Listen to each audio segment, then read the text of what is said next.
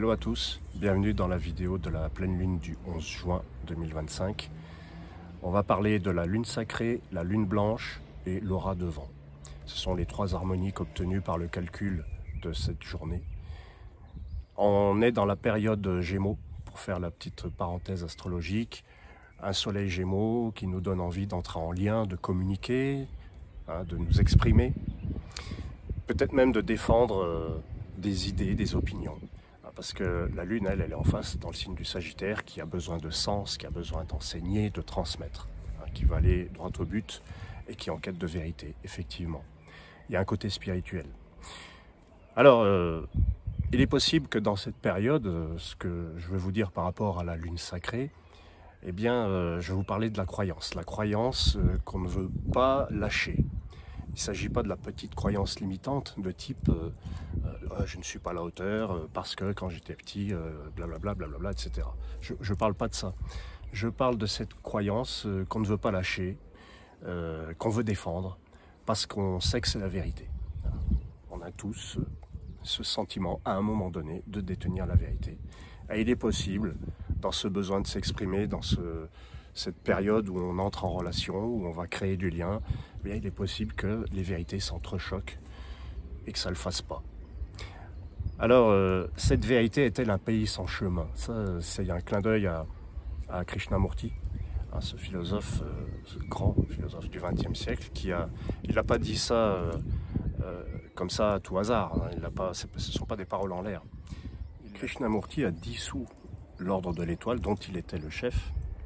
Et il a pris cette décision en disant, entre autres, la vérité est un pays sans chemin. En faisant ça, il voulait dire qu'aucun dogme, aucun maître, aucun gourou, aucune religion, aucune organisation ne menait à la vérité. Pour lui, faire cela, c'est priver l'homme de sa liberté. Voilà. Donc, c'est pour ça, la lune sacrée, en fait, elle m'a fait penser à ces dogmes, à cette vérité, à ce livre sacré qu'on a dans nos têtes. Là, je fais une petite référence aux accords Toltec. Il y a un livre sacré dans notre tête qui ne nous fait pas transiger. On sait que c'est vrai, on va le défendre bec et ongle. Mais malheureusement, la vérité, il faut bien l'admettre, personne ne la détient. Donc l'ascendant dans ces harmoniques, la lune blanche, elle fait appel à plus de pureté, plus de spontanéité, une sorte de retour à l'enfance, mais pas l'enfant puéril, pas l'enfant idéalisé.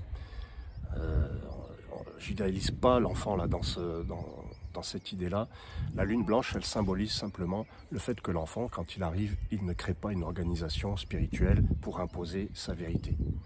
Il va être plutôt dans une sorte de spontanéité, d'innocence. Et c'est cette partie-là qu'on a un petit peu, qui disparaît au fil des années quand on va vouloir imposer sa vérité. Et la quête de vie, dans ce calcul harmonique, c'est l'aura de vent. Et l'aura, c'est l'image qu'on renvoie au monde.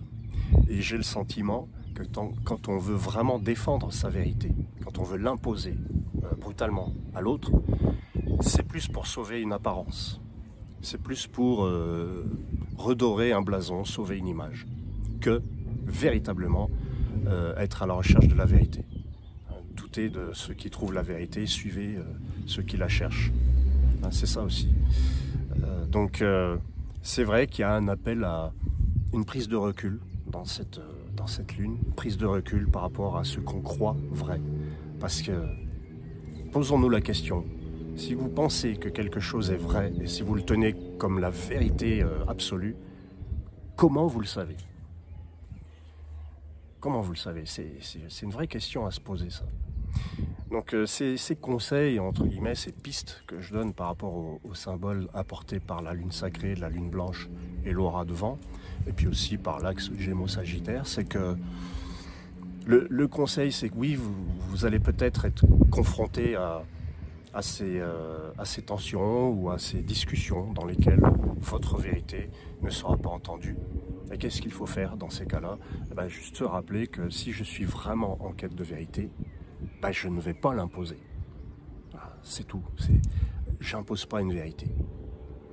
Ce que disait Krishnamurti, Et c'est là où je trouve que c'est intéressant et admirable, c'est qu'il était vu comme le grand maître, comme le Messie, et il leur a dit, ne suivez aucun dogme, pas même moi.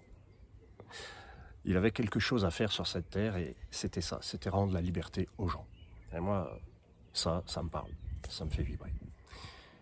Voilà, je vous remercie d'avoir écouté cette petite vidéo. Les séjours dans le Pilat sont presque bouclés. Il doit rester 3 places pour le mois de juillet, pour ceux que ça intéresse encore. Donc je maintiens les inscriptions ouvertes. Mais je vous remercie pour l'intérêt que vous portez à ce travail. Je suis particulièrement content de l'orientation que je donne maintenant aux harmoniques avec du présentiel. Il va y avoir d'autres choses. Il y a donc une conférence le vendredi 13 juin à Saint-Étienne. Et puis je vais venir en Belgique aussi fin octobre.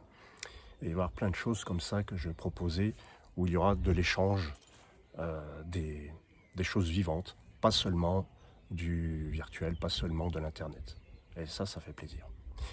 En tout cas, je remercie, mine de rien, les nouveaux abonnés qui sont là, qui continuent de venir et vous êtes les bienvenus. Ciao.